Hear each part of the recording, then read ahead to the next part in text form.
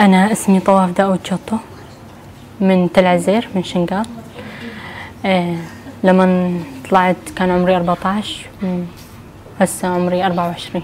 والله كتير فرحانة ومرتاحة بعد ما حكيت مع أهلي من خلال شهرين خلوني أتواصل مع أهلي، ومن وصلت لهون كمان عرفت إنه أختي اللي كانت عند الدواعش كمان تحررت، كمان فرحت فيا كتير وقالوا نحن حررناها، هي اجت كمان مثلك لهون. وكمان كانت تحكي ندخل أختي بيد الدواعش وهيك وحررناها وشوفوني صورتها وكتير فرحت. وبعدها ارتحت أكتر بعد ما عرفت إنه بيساعدوا بنات اليزيدية، طبعا ما كنت بعرف هذا الشيء، وارتحت أكتر بعد ما تواصلت مع أمي وخواتي. وأختي اللي تحررت قالت أنا كمان كنت عند وحدات حماية المرأة وإجيت مثلك وقعدت عندن، وأختي راحتك معن وراح يوصلوك لعنا بخير وسلامة. رسالتي لهم إنه أي شيء يسمعوا عن هذا الحزب، في أكاذيب عن الحزب هذا، في ناس بيقولوا بيأذوكن ما بيسلموكن لأهاليكن، فإنه هذا الحكي كله كذب. وأنا هلا قاعدة بيناتهم والحمد لله بعد 10 سنين. تواصلوا مع أهلي وأنا كمان تواصلت معهم وحكيت معهم فيديو.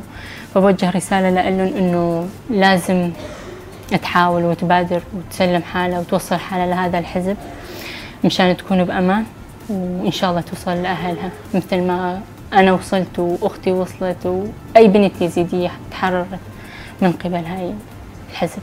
وبقدم شكر وتقدير لهذا الحزب لأن حرروني، والفرحة الكبيرة إنه حرروا أختي ب 2019.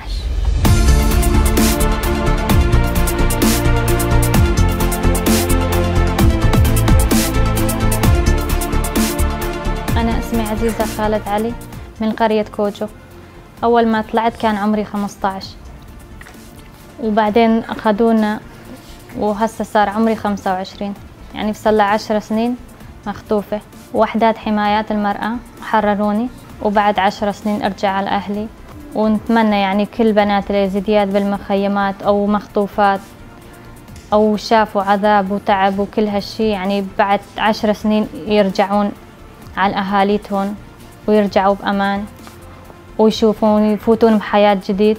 وحدات حمايات مرأة ساعدونا على البنات اليزيدية وخلصونا، والحمد لله صرنا بأمان ونشكرهم.